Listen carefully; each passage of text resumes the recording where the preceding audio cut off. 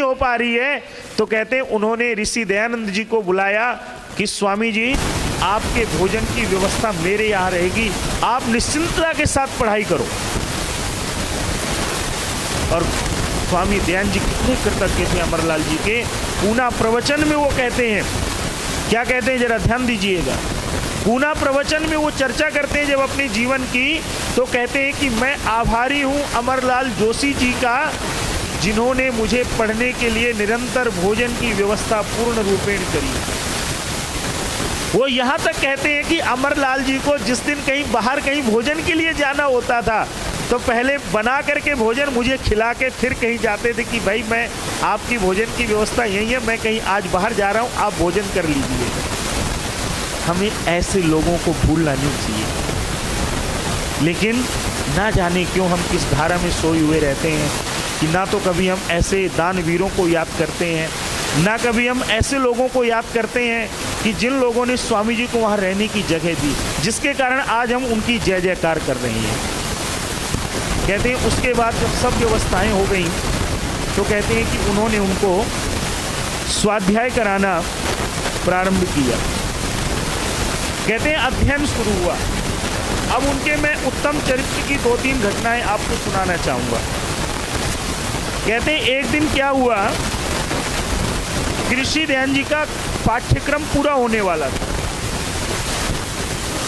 और कहते हैं कि जो ऋषि दयानंद जी की ड्यूटी थी वो गुरु जी की सेवा में लगी हुई थी। यमुना से जल भर के लाना, यमुना से डेली लाके उनके लिए जल भर के रखना। दूसरा उनका काम था कि जो गुरु विरजानंद जी की कुटिया थी उस पर झाड़ू लगाना और उनको तैयार करना। हम लोग तो यहाँ आते हैं, समाजों में अगर थोड़ी सी व्यवस्था ना मिले तो पता नहीं दिमाग खराब हो जाए। अरे ये नहीं हुआ, वो नहीं हुआ, अरे याद करिए गुरुवर से। जवानी के उन दिनों में इतनी विद्वता होने के बाद, इतनी उच्चता योग्यता होने के बाद, वो गुरु का सारा कार्य बड़ी विनम्रता से, बड़े शौक से किया करते थे। कहते हैं एक दिन उनसे छोटी सी गलती हो गई। क्या हुआ, स्वामी दयानंद जी ने बुहारी लगाई, आप जानते हैं झाड़ू लगाई कमरे में, और झाड़ू लगा के जल्दी जल्दी में वो कूड़ा दरवाजे के पीछे लगा दिया। और जो उनके गुरुजी थे आप जानते हैं वो प्रज्ञा चक्षु थे, तो कहते हैं वो जैसी कुटी में आए, अचानक दरवाजे के बाद उनका पैर कूड़े में लग गया।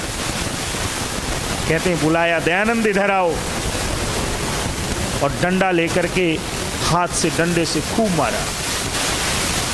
जब मार चुके, थोड़ी देर बाद उनका क्रोध शांत हो गया, तो गुरु दयानंद जी उनके चरणों में जाते हैं। कहते हैं गुरुवर आपका शरीर वृद्ध है, मैं तो जवान हूँ, अगर आपको कुछ चोट लगी हो आपके मारने से तो उसके लिए मैं क्षमा प्रार्थी हूँ, आज के बाद ये गलती हो नहीं पाएगी। कहते हैं दूसरी घटना उनके जीवन की एक और आती है जो उनके उज्जवल चरित्र का इशारा करती है, जो आप और हम शायद प्राप्त कर पाए या न कर पाए। कहते हैं कि स्वामी दयानंद जी प्रतिदिन पढ़ते थे, और पढ़ने के बाद जो भी पाठ होता था वो गुरुवर को याद करके सुनाया करते थे। जैसे आप लोग मैथ पढ़ते हैं ना, गणित में प्रैक्टिस होती है ना आपकी, कि ये प्लस की प्रैक्टिस है, ये माइनस की है, ये मल्टीपल की है, ये डिवीजन की है। ठीक उसी प्रकार से संस्कृत व्याकरण में भी प्रैक्टिस हुआ करती है, प्रयोग हुआ करते हैं। जैसे नायक है शब्द है, नायक माने आप क्या जानते हैं, हीरो, नायक, उसकी प्रैक्टिस है कि ये नायक शब्द आया कहाँ से है। ठीक उसी प्रकार से स्वामी दयानंद जी को एक दिन क्या हुआ कि पाठ विस्मरण हो गया। गुरु विरजानंद जी ने क्रोध में कहा कि अगर तुम्हें पाठ याद ना आए तो यमुना में जाके डूब जाना, लेकिन मेरे पास मत आना। लेकिन स्वामी दयानंद जी को वो शब्द बड़े चुभे और गए, वो एकांत में बैठे रहे। बैठ करके समाधि लगाते हैं, योग में जाते हैं, प्रभु का ध्यान करते हैं और अपने आप को पिछली कक्षा में ले जाते हैं। वो गुरुवर ने क्या क्या पढ़ाया था और पाठ याद हो जाता, फिर आके गुरु के चरणों में निवेदन करते हैं, गुरु जी पाठ याद हो गया। तीसरी विद्यार्थी जीवन की जो घटना थी, जिसके कारण स्वामी विरजानंद जी को विश्वास हो गया था कि अगर उनकी नीतियों को, उनकी शिक्षाओं को कोई प्रचार प्रसार कर सकता है तो केवल और केवल दयानंद ही कर सकता है। तीसरी घटना ये थी, सच्ची घटना है, ये कोई उपन्यास की घटनाएं नहीं है ये। तीसरी घटना ये है कि स्वामी जयंत जी का नियम था कि वो विद्यार्थी जीवन में प्रतिदिन यमुना किनारे एकांत में बैठ के प्रभु का ध्यान किया। आप जानते हैं 7 फुट का सन्यासी था वो, अच्छी कद काठी थी, अच्छी पर्सनैलिटी थी। एक दिन ध्यान में बैठे हुए हैं तो अचानक एक महिला ने उनके कर्मों को हाथ लगा आशीर्वाद के लिए। अचानक उनकी आंख खुली और उन्होंने कहा, माते आपको मुझे स्पर्श नहीं करना।